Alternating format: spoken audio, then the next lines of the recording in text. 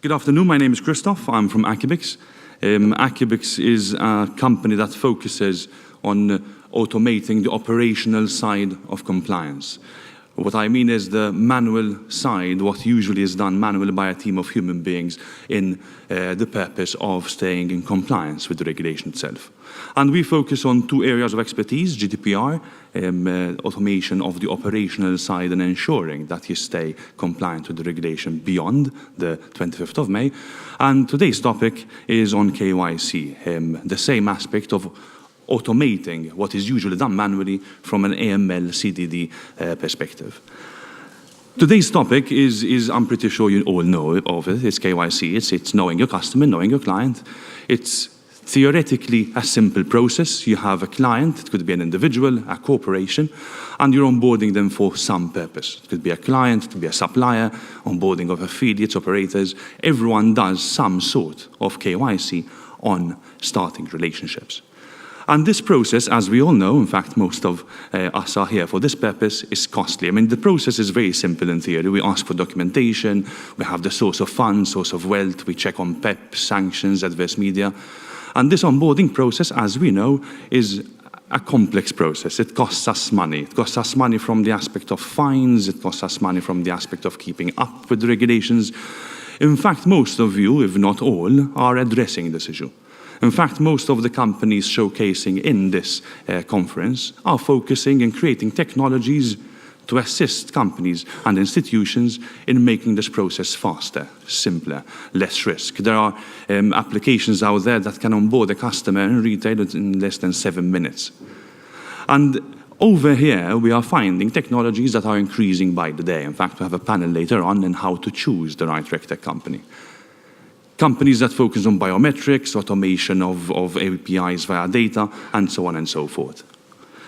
However, for those who suffer from OCD like me, the space that there is between know and customer, your customer, is not a mistake. It's actually there to represent a mistake that most of us do. Because KYC does not stand for know your customer, it stands for knowing your customer. Knowing your customer throughout the entire relationship, not only onboarding, throughout the entire relationship that you have with that customer, throughout the lifetime of the customer. And that brings into the picture a different aspect, which is the ongoing side of compliance. And over the past years, with clients that we have across jurisdictions, we've started building statistics and actually calculated that the cost of compliance for a company is mostly based on the ongoing side. In fact, it's 60% to 40% on the onboarding side. And there is a ratio, which is 1:3, the cost of onboarding someone to ongoing being 1:3, meaning that for you to onboard me as a customer, the cost that you perceived over there, you will have 3 times as much the cost throughout the lifetime of me being your customer. And over here, we are seeing many aspects of costs that most of us perceive as run-of-the-mill issues. We have to live with it. It's aspects that we have to do. Employ more staff to manage the ongoing aspect. Embed APIs to integrate the process of checking PEPs, sanctions, adverse media, and so on. Making sure we don't have expired documents, and so on and so forth. This is the part that we focus on. So how do companies do it at the moment? We employ more staff. One of the major banks in the world employs 6,000 people just on one of the 6 arms of compliance that they have to try and keep up with the issues of ongoing compliance. We face fines, we have risk, we see some companies who actually perceive risk as part of the operational cost, the aspect of being exposed to fines. But there are aspects that cannot be managed. Like, for example, most subject companies should, in theory, be able to assess the risk that they have on their employee data set in the company. Not many do it, or not many do it in an ongoing basis. They do it on onboarding an employee, and then we'll check it when we have an obligation by a certain authority to check us.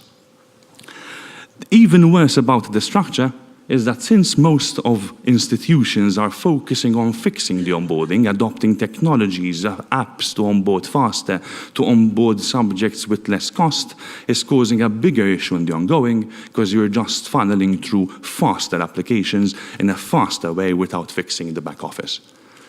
And this back office is what we actually focus on. This is the area that we as a company fix. This is what we invest in R&D and with our clients, build technologies. In fact, today we're launching a new technology as well. We always launch something new in every conference that we do. And this is what we focus on. And what I'm going to do in the next few minutes that I have is take you to some of the key aspects that we solve and relate them to your current institution, to your current practices, to see if you have these issues in the first place. And we do them by addressing aspects that most companies think it's not solvable with IT. One of the biggest challenges we had this morning, in fact, on the panel, is when institutions are large, a tanker, it is very difficult to adapt new technologies to your processes. It is very difficult also because across our client base, including within the same jurisdiction, within the same industry, everyone regulates risk in a different way.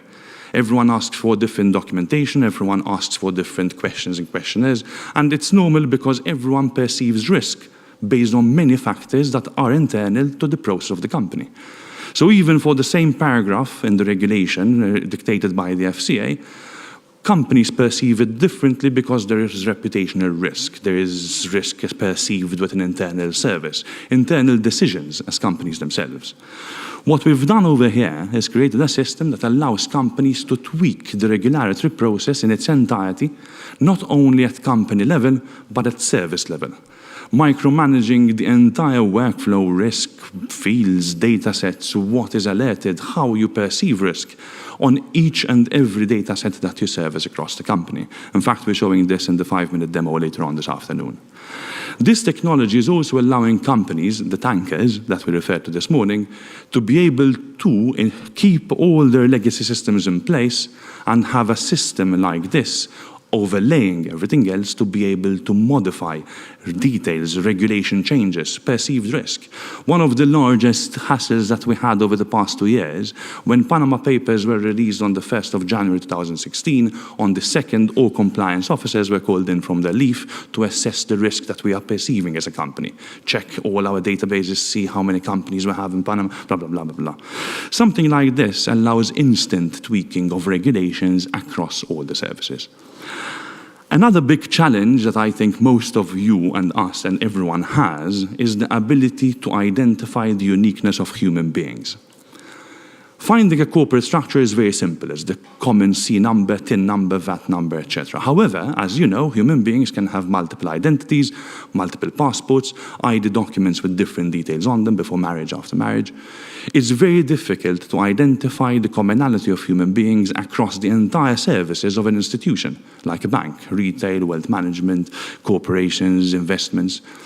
What we have done is create an algorithm where the system learns and constantly tracks patterns of uniqueness irrespective of documents being different, irrespective of the name and surname being completely different, in order to be able to allow an institution to always be alerted, listen, you're trying to input a new customer and there's a 70% match on another customer who's completely different documents. Are you sure it's not the same person?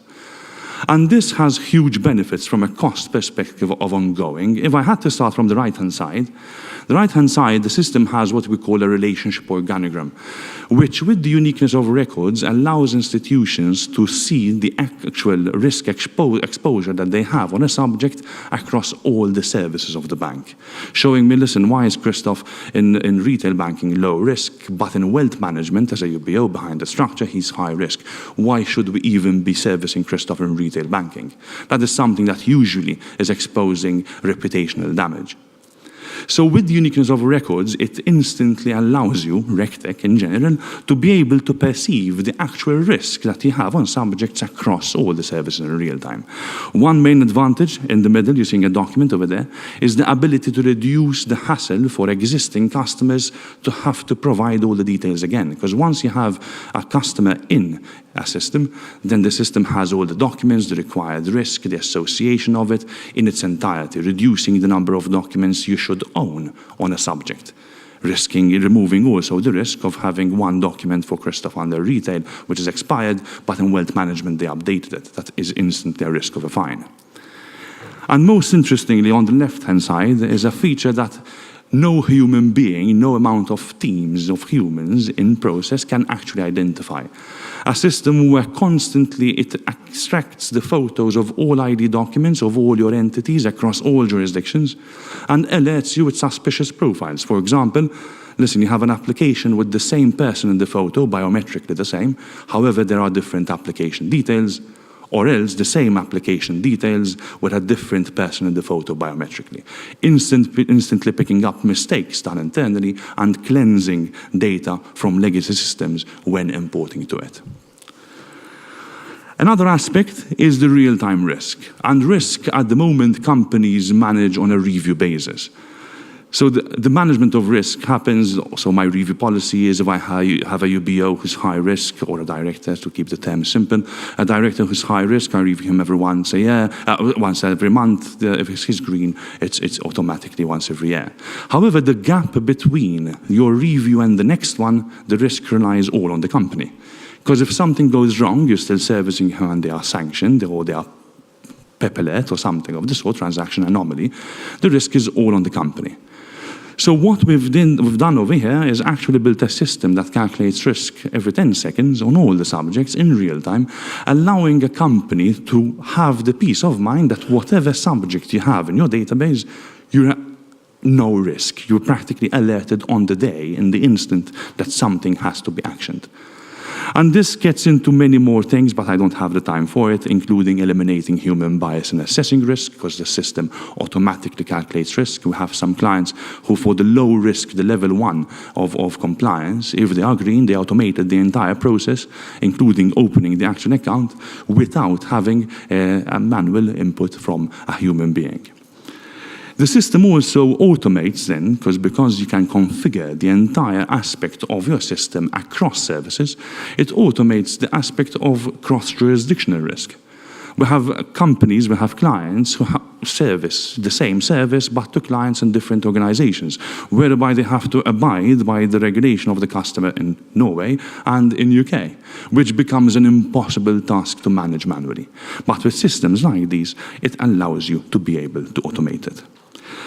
One other aspect that was challenging and we managed to achieve is companies in the process of ongoing of KYC. There are so many third parties that your compliance team use, like the database for checking PEP, sanctions, adverse media, the credit rating, the blacklist of the EU, the blacklist of somewhere else. There are so many sources of data that it becomes a nightmare to manage.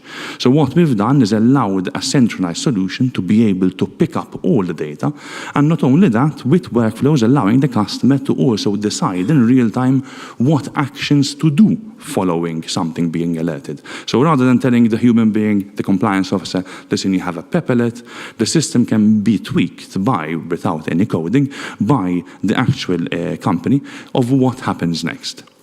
However, the last thing I want to focus on is one of the biggest challenges in the ongoing side of KYC, which is client communication. The communication, constant, ongoing with customers, corporates, whatever it is, from, listen, I have an expired document, I need to send me another one because otherwise I can't process your details. The fact that they never send it or send it to a different email or it's lost.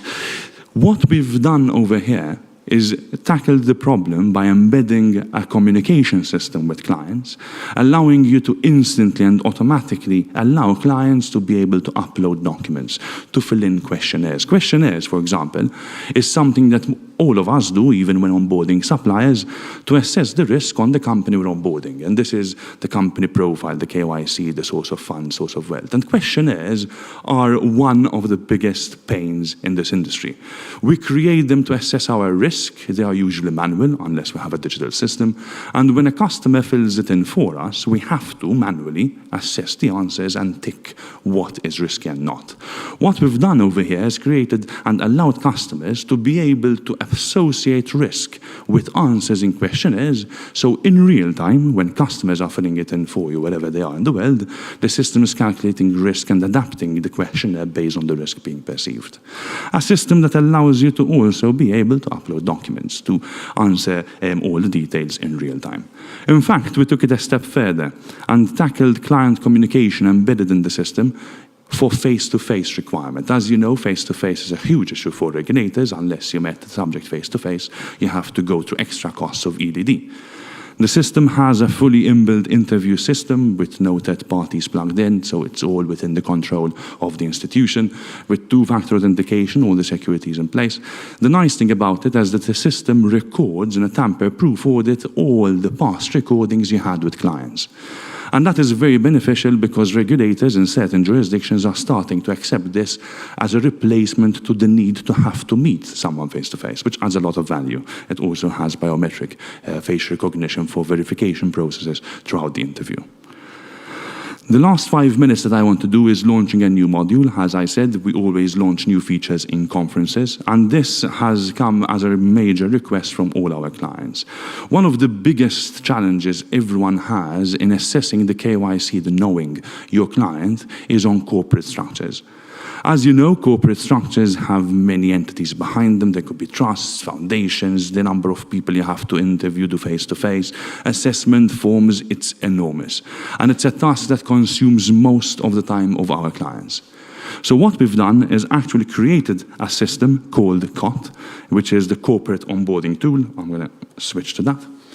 And this tool is actually a module inbuilt in our system that allows our customers would be any institution. In fact, now this is being sought for not only by financial institutions, but even by regular companies who want to use it for onboarding of suppliers.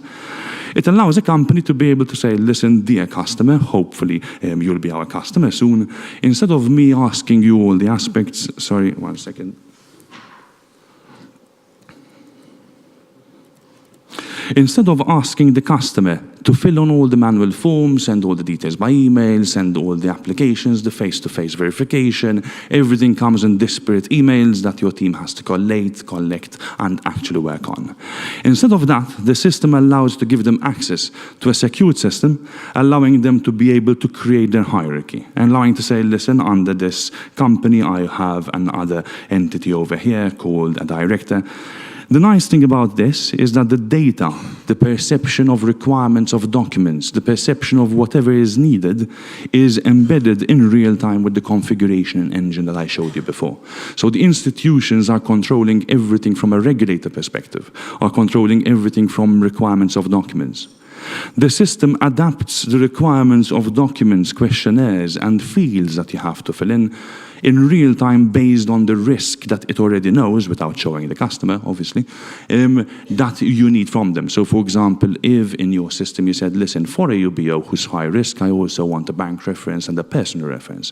The system adapts the entire process. It allows it allows the client to start filling in what data they have, answer and upload any linked documents, in real time uploading everything with two-factor authentication to the institution system. It also allows clients to answer in real time what we referred to before as the questionnaires. And when they are answering questionnaires, like for example, I want to fill in the KYC individual form, the system allows it to answer them in real time, and the system is calculating the risk for the institution in real time as well. This COT tool, the client can decide if the submit button is only enabled when everything that I'm expecting from the client is ready. So practically the corporate client can hassle as much as they want until they finish and upload all the expected results. Once the expected results are on, the system allows them to say, all right, listen, I want to submit my application. I'm ready from all the expected data, submit. The nice thing about that is that as an institution, they would have done nothing except for giving them a login and a password. There are, obviously, this is important to mention, clients, so that's listen, there are those clients that will not fill it in for me in its entirety and let them send whenever they want. So we actually added a feature to be able to allow them to send without having everything completed. This is what we focus on as Aqubix. These are the challenges that, from an operational perspective, we have collated and tried to solve from a technology perspective. We have many other features to show you. However, obviously, I ran out of time. Feel free to find us in our booth, or we have a demo of 5 minutes, which is even worse than this afternoon later on. Thank you very much. Cheers.